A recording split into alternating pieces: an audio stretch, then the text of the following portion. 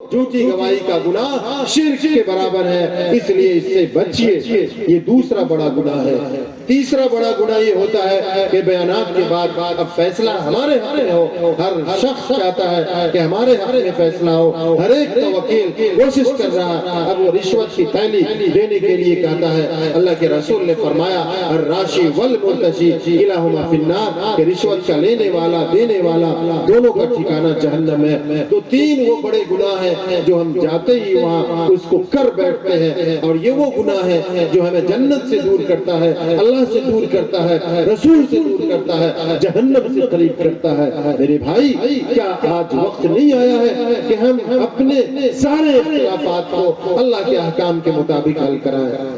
آج ہم رونا روتے ہیں کہ حکومت ہند یہ قانون بنا رہی ہے، یہ مسلمانوں کے خلاف ہے، اور رات دن ہم جو قرآن کے احکام کے خلاف اپنے معاملات ادھر لے جاتے ہیں۔ یہ کون سی پولیس آ کر کے ہمیں مجبور کرتی ہے کہ تم اپنا معاملہ وہاں درج کراؤ؟ جو مسلمان جس دن یہ طے کر لے کہ ہم اپنے اختلافات کو قرآن و حدیث کی روشنی میں اپنے علماء کے سامنے، اپنے مفتیان کے سامنے، اپنے قضات کے سامنے، اپنے سماج کے سامنے حل کریں گے، قرآن و حدیث کی روشنی میں حل کریں گے، اس دن مسلمانوں کو یہ احساس ہوگا کہ انقلاب آ گیا ہماری زندگی میں۔ باطل طاقتیں لاکھ قرآن و حدیث کے خلاف قانون بنائے، جب ہم جائیں گے ہی نہیں وہاں تو ہمارے اوپر ان کا قانون کیسے نافذ ہوگا؟ میرے بھائی، اب ہر ایک کے ہاتھ میں موبائل ہے، موبائل آپ استعمال کرتے ہیں موبائل بنانے والے کے ضابطے کے مطابق۔ اگر اس کے ضابطے سے ہٹ کر موبائل چلائیں گے موبائل کام نہیں کرے گا۔ اللہ تعالیٰ کی بھی ایک فیکٹری ہے، جس فیکٹری سے ہم سب اس دنیا میں آئے۔ اللہ تعالیٰ نے اتنی بڑی کائنات بنائی، اتنا بڑا نظام بنایا، کیا اللہ تعالیٰ نے اس کائنات میں کے لیے، اس نظام کو چلانے کے لیے کوئی گائیڈ بک نہیں دیا؟ ایک انسان ایک لاؤڈ اسپیکر بناتا ہے تو اس کے ضابطے اصول متعین کرتے ہیں، موبائل بناتا ہے تو ضابطے اصول بناتا ہے، متعین کرتا ہے، اور انسان اس کا پابند ہوتا ہے۔ یاد رکھیے اللہ تعالیٰ نے ہر زمانے میں گائیڈ بک دیا، اور آخری گائیڈ بک، آخری کتاب قرآن مجید کی شکل میں ہے، پوری انسانیت کے لیے۔ جو انسان قرآن مجید سے رشتہ جوڑے گا وہ کامیاب ہو جائے گا، جو قرآن سے الگ ہوگا وہ برباد ہو جائے گا۔ میرے بھائیوں، ایک دارالقضا کا واقعہ سنا کر اپنی بات کو ختم کرنا چاہتا ہوں۔ ایک دارالقضا میں دو میاں بیوی کا معاملہ تھا، جھگڑا بھی بڑا دلچسپ ہے۔ وہ جھگڑا جس کو مرد ادا ہی نہیں کرتے، وہ جھگڑا کیا تھا کہ مہر میں، آپ ادھر مت دیکھیے، جتنے لوگ سن رہے ہیں وہی سنیے، زیادہ کو سننے کی ضرورت بھی نہیں۔ جھگڑا کس بات میں تھا کہ عورت کا دعویٰ تھا کہ مہر جو ابھی یہ آپ کو سنایا 101 اور 100 بھری چاندی، عورت کا کہنا تھا 15,000 درہم مہر طے ہوا، شوہر کا کہنا تھا کہ نہیں 10,000، 5,000 کا جھگڑا تھا۔ لیکن میاں بیوی میں کوئی جھگڑا نہیں تھا، مہر میں صرف جھگڑا تھا۔ دونوں میں بہترین محبت تھی، ایک ساتھ رہ رہے۔ بیوی نے ناشتہ بنایا، ناشتہ کھا کر دونوں دارالقضا گئے ہیں۔ شوہر نے، بیوی نے دعویٰ پیش کیا کہ 15,000 کا دعویٰ مہر، 15,000 طے ہوا، میرا شوہر انکار کر رہا۔ شوہر نے انکار کیا، وہ مدعا علیہ ہے، نہیں قاضی صاحب صرف 10,000 ہے۔ اور غور سے سنیے، مسلمان کیسا ہونا چاہیے، یہ واقعہ کوئی وقت گزاری کے لیے نہیں ہے، ایک مسلمان مرد و عورت کو کیسا ہونا چاہیے اس کے لیے یہ واقعہ سنا رہا ہوں کہ وہ عورت نے پیش کرو۔ اب جب اس نے اپنے گواہ کو آواز دیا تو گواہ نے یہ کہا کھڑے ہو کر کہ قاضی صاحب میں گواہی تو دوں گا، پہلے یہ عورت اپنے چہرے سے برقع اٹھائے، نقاب ہٹائے، پہلے اپنے چہرے کو کھولے۔ اب یہ اتنا سننا تھا شوہر کو کہ شوہر جلدی سے کھڑا ہوا اور یہ سوچا کہ کہیں میری بیوی اپنے چہرے سے نقاب نہ اٹھا لے۔ کھڑا ہوا اور قاضی صاحب سے کہا کہ قاضی صاحب میں اپنی بیوی کا دعویٰ 15,000 قبول کرتا ہوں، منظور کرتا ہوں، لیکن میں محمد الرسول اللہ کا غلام ہوں، لا الہ الا اللہ کا پڑھنے والا ہوں۔ میں اس بات کو بالکل برداشت نہیں کر سکتا کہ میری موجودگی میں میری بیوی پر، کلمہ پڑھنے والی خاتون پر کسی غیر محرم کی نظر پڑے۔ وہ چہرہ جو کبھی کسی غیر محرم کے لیے ننگا نہیں ہوا، وہ 5,000 کی وجہ سے وہ چہرہ ننگا ہو، میں اس بات کو برداشت نہیں کر سکتا۔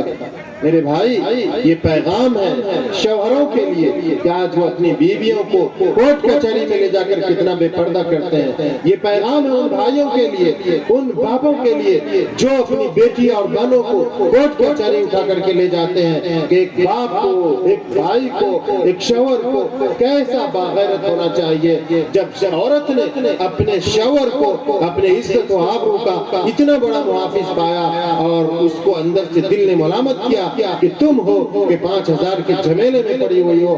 اس خاتون نے بھی فوراً اعلان کیا کہ میں آج اس مجلس میں اپنا مہر اپنے شوہر کو معاف کرتی ہوں, اپنے شوہر کو چھوڑتی ہوں, مجھے مہر نہیں چاہیے. اور وہ گواہ, اس کو تو یقیناً ہم سب بھائیوں نے یہ سمجھا ہوگا کہ گواہ ضرور لائن مارنے والا ہوگا.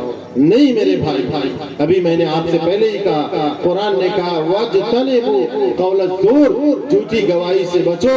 گواہ کے دل میں یہ بات ستانے لگی کہ یہ عورت پردے میں ہے. میں جس عورت کے نکاح میں گواہ تھا, پتہ نہیں یہ وہی عورت ہے یا کوئی اور عورت ہے. ایسا نہیں, یہ عورت دھوکہ دے کر کے مجھ سے جھوٹی گواہی دلوا دے اور میں شرک کے برابر گناہ کا مرتکب ہو جاؤں.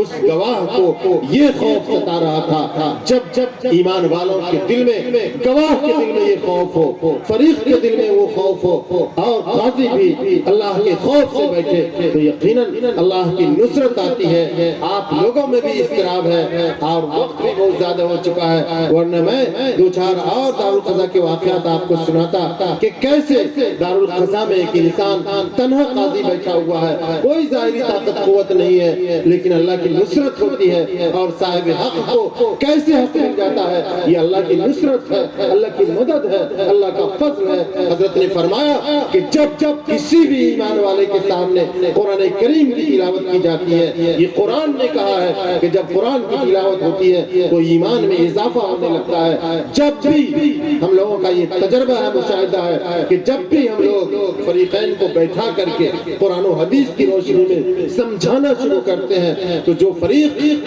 ابھی 15 لاکھ 20 لاکھ 25 لاکھ 50 لاکھ 5 بیگھہ زمین کا منکر بنا ہوا, بیمان بنا ہوا ہے, لیکن جب اسے اللہ کا خوف یاد دلایا جاتا ہے تو وہ اللہ کا خوف جب دل میں دھیرے دھیرے آنا شروع ہوتا ہے تو وہ صاحب حق کا حق اقرار کر لیتا ہے اور اس حق کو واپس کر دیتا ہے. بتائیے کیا یہ یہاں حکومت بہار کی طاقت سے, پولیس کی طاقت سے اس نے وہ واپس کرنے پر آمادگی ظاہر کی؟ نہیں, اللہ کا وہ خوف ہے اور اللہ کی وہ رضا ہے جو مومن بندوں کو جھکنے پر مجبور کر دیتا ہے.